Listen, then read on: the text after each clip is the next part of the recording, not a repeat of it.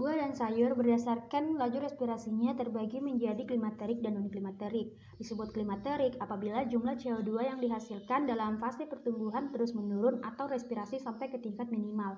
Dan menjelang fase pemasakan, produksi CO2 kembali meningkat atau respirasi maksimal, dan setelah itu menurun lagi pada fase pelayuan.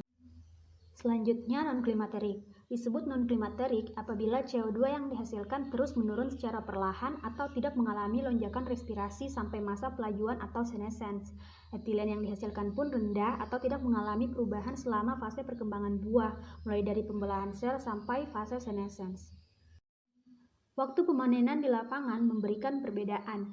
Buah klimakterik dapat dipanen sebelum fase pemasakan karena fase pemasakan akan terus berlanjut meskipun telah dipetik dari pohonnya. Contohnya yaitu pisang dan alpukat. Sementara buah non klimakterik harus tetap berada di pohonnya agar bisa masak, contohnya jeruk dan nanas. Adapun tahapan respirasi sebagai berikut yang akan dijelaskan oleh Saudari Rifka. Proses respirasi diawali dengan adanya penangkapan oksigen dari lingkungan. Proses transport gas-gas dalam tumbuhan secara keseluruhan berlangsung secara difusi.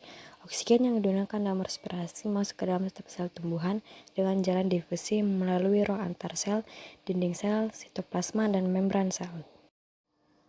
Karbon dioksida yang dihasilkan respirasi akan berdifusi keluar sel dan masuk ke dalam ruang antar sel. Setelah mengambil oksigen dari udara, oksigen kemudian digunakan dalam proses respirasi dengan beberapa tahapan, yakni glikolisis, dekarboksilasi oksidatif, siklus asam sitrat, dan transport elektron. Teman-teman, terdapat 3 tipe pola respirasi pada buah yang telah dipanen, yang akan dijelaskan oleh Saudara Odi. Tipe yang pertama adalah tipe yang menurun dengan lambat. Tipe yang menurun dengan lambat ini merupakan tipe yang laju respirasinya menurun secara lambat dalam proses pematangannya. Contohnya seperti buah jeruk. Tipe yang kedua adalah tipe yang meningkat sementara. Tipe yang meningkat sementara adalah tipe yang laju respirasinya naik sementara saja. Contohnya seperti buah tomat, pisang, mangga, dan alpukat. Dan yang ketiga adalah tipe puncak lambat.